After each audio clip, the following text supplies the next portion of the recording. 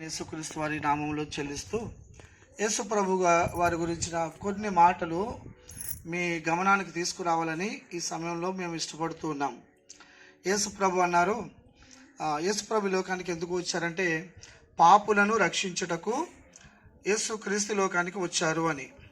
అలాగే నశించిన దానిని వెదకి రక్షించడానికి నశించిన దాన్ని వెదకి రక్షించడానికి యేసు ప్రభు ఈ లోకానికి వచ్చారు అని చెప్పి బైబిల్ చెప్తుంది. నిజమేనండి, యేసు ప్రభు ఈ లోకానికి వచ్చింది మనుషులను దీవించడానికి, కుటుంబాలను దీవించడానికి, శాంతి సమాధానం ఇవ్వడానికి, మన పాపాలను క్షమించడానికి. మనిషి తన పాపాలను బట్టి నశించిపోతూ అగ్నిగుండానికి వెళ్ళిపోతూ ఉంటే అటువంటి మనిషిని, పాపులైన మనుషులను అగ్నిగుండానికి వెళ్లకుండా రక్షించడానికి లోకానికి వచ్చారండి. ఆయనే ఎందుకు రక్షించాలంటారు?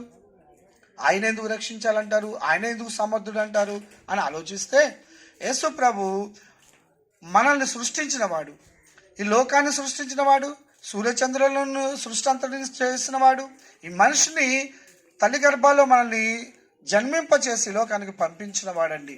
మరి కుమారుడు లేదంటే మన బిడ్డలు బాధపడుతూ ఉంటే, అనారోగ్యాలు పాలవుతుంటే, ఏదైనా యాక్సిడెంట్కి అయితే ఆ తల్లిదండ్రులు ఎంతగా బాధపడతారు ఆలోచించండి. అలాగే మన పాపాలను బట్టి మళ్ళా తిరిగి పరలోకానికి లేక స్వర్గానికి వెళ్లాల్సిన ఈ మనిషి మన పాపాలను బట్టి అగ్నిగుండానికి వెళ్ళిపోతుంటే అడ్డుకుని రక్షించడానికి యేసు ప్రభు లోకానికి వచ్చాడు. ఎలా రక్షించాడో తెలుసండి మనల్ని.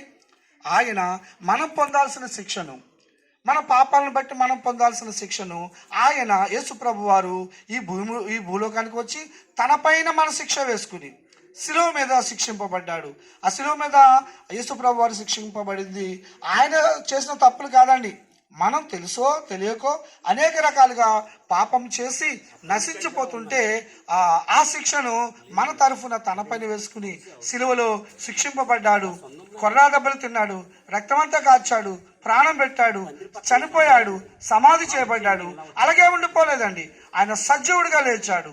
నేను జీవం కలిగిన దేవుడిను, ప్రపంచ ప్రజలందరికీ జీవం ఇచ్చిన వాడిని నన్ను రుజువు చేశాడు. ఆ విధంగా మన పాప శిక్షను భరించి మనల్ని విముక్తులు చేశాడు, పరలోక వారసులుగా చేశాడు.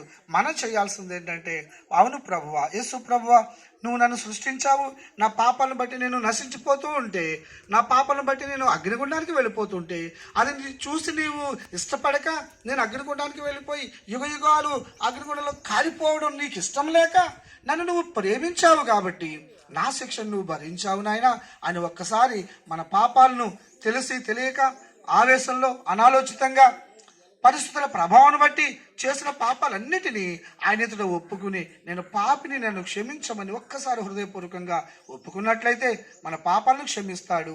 ఈ లోకంలో మనల్ని దీవిస్తాడు, మన కుటుంబాలను దీవిస్తాడు, నిత్య అగ్నిగుండా నుంచి తప్పించి నిత్యము ఆనందంగా ఉండే ఆ పరలోకానికి తీసుకువెళ్తాడు. అందుకని ఆయన నమ్ముకుని ఆయన విషయంలో మీరు ఒకసారి ఆలోచించి మంచి నిర్ణయం తీసుకుంటారని మేము ఆశిస్తూ ఈ మాటలు మేము ముందు ఉంచుతున్నాము. దయచేసి మంచి నిర్ణయం తీసుకోండి. మీకోసం, మీ కుటుంబాల దీవెన కోసం ఒక చిన్న ప్రార్థన.